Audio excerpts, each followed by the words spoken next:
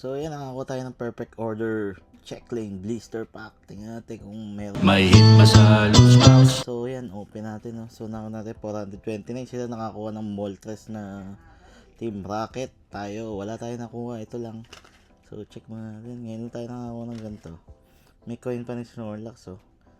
So maganda na. Buksan natin. Let's go.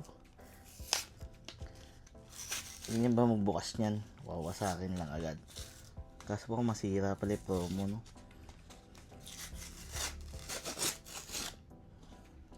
Tapos gagana natin. Tingnan natin kung masisira.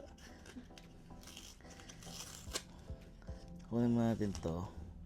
Kaso, sirain natin. Kunin mo natin promo card. Kaso, gumagalaw. Wasak. Hindi ako sanay magbukas nito. First time natin ako magbukas nito. Yun, no? Makuhita na promo card. Okay din, no? So, lagyan natin sa sleeves. Yung mga kalat natin. Lagyan natin dito pala. Tapos, itong coin. Tingnan natin. Yan, no? Yes, sir! Snorlax. Tapos, yung pack. Ito yung pack. Perfect order. 1 pack lang. Blister. So, buksan natin. Tanga pa ako magbukas nitong Pokemon. So, one piece yung ginaganon nila yun. Tapos nabubuksan. Oh, gumagana. So, ganun, no? Ano kaya bubukas niyan? So, yan, no? Lagyan natin to code card. You know, kunin yung code card, guys.